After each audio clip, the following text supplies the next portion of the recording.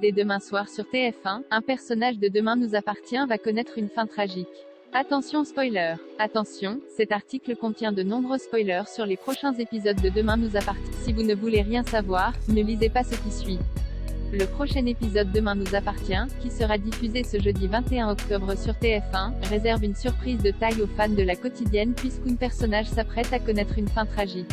Depuis quelques jours, les fidèles de la quotidienne sont plongés au cœur d'une intrigue dramatique riche en rebondissements autour des disparitions successives de Roxane, Raphaël Volkoff, et Judith, Alice Varela, toutes les deux enlevées par Yvan Joss, Norbert Aberlich.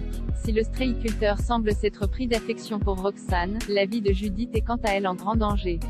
Séquestrée depuis plusieurs jours sans insuline pour traiter son diabète, ces jours sont plus que jamais comptés. De plus en plus suspicieux, Noah, Tristan Jérôme, soupçonne quant à lui son grand-père d'être mêlé à cette sombre affaire. Il décide alors de se cacher dans son pick-up pour percer son secret, quitte à se mettre en danger.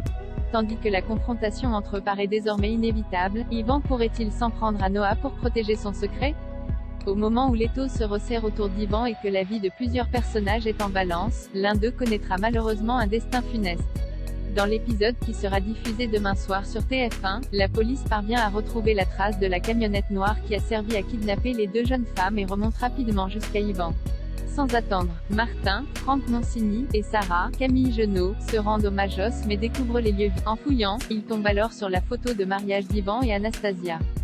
Il ne faudra pas longtemps à Sarah pour comprendre qu'il s'agit de la fameuse Asia, un prénom que murmurait Victoire, Solène Hébert, lors de ses dernières visions. Certain que le stréiculteur est lié aux disparitions, le commandant Constant va donc monter une opération et arrêter Yves. Cependant, ce dernier refusera de se rendre.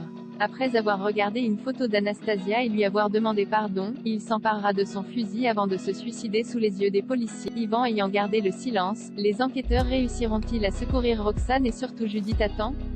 De son côté, comment Noah réagira-t-il en apprenant la mort de son grand-père?